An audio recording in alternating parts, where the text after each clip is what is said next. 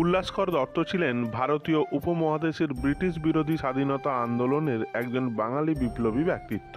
অনেকেই হয়তো জানেন না এই বিপ্লবীর নামটাও।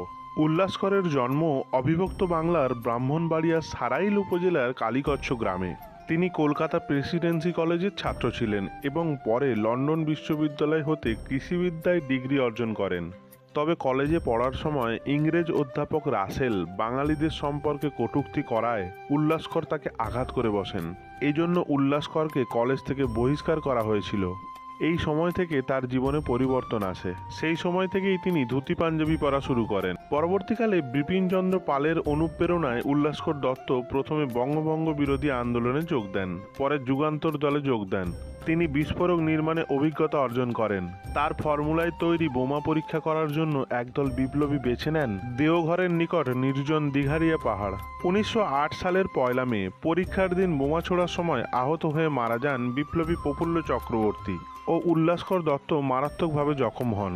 গোপনে কলকাতায় তার চিকিৎসা করেন ডাক্তার ও বৈজ্ঞানিক ইন্দুমাধব মল্লিক। উল্লাসকরের তৈরি বোমাই ক্ষুদিরাম বসু ও প্রফুল্ল চাকি ম্যাজিস্ট্রেট কিংসফোর্ডকে আক্রমণে ব্যবহার করেছিলেন। তবে এই হামলা বানচাল হয়ে যায় এবং পুলিশ উল্লাসকর দত্ত সহ যুগান্তর দলের অনেক সদস্যকে গ্রেপ্তার করে। 1909 খ্রিস্টাব্দে আলিপুর বোমা মামলায় বিপ্লবী উল্লাসকর ও বারিন ঘোষকে ফাঁসির আদেশ দেওয়া হয়। তবে পরবর্তীকালে এই সাজা রদ করে তাকে আন্দামানের সেলুলার জেলে যাবজ্জীবন দ্বীপান্তরের সাজা দেওয়া হয়। আন্দামানের কুখ্যাত সেলুলার জেলে উল্লাসকর দত্তকে শারীরিক নির্যাতনের সম্মুখীন হতে হয়। এর ফলে তিনি সাময়িকভাবে মানসিক ভারসাম্য হারিয়ে ফেলেন। 1920 সালে তাকে মুক্তি দেওয়া হলে তিনি কলকাতা শহরে ফেরত আসেন। উল্লাসকর দত্তকে পরে 1931 সালে আবারও গ্রেপ্তার করা হয় এবং 18 মাসের কারাদণ্ড দেওয়া হয়। 1947 সালে ভারত বিভাগের পর তিনি গ্রামের বাড়ি কালীকচ্ছতে ফেরত যান।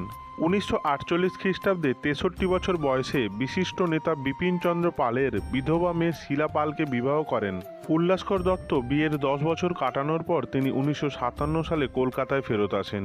তিনি শেষ জীবন কাটান শিলচরে এবং সেখানেই 1965 সালের 17 মে মৃত্যুবরণ করেন। বাঙালি বিপ্লবী উল্লাসকর দত্ত রচিত দুটি গ্রন্থ হল দ্বীপান্তরের কথা এবং আমার কারাজীবন।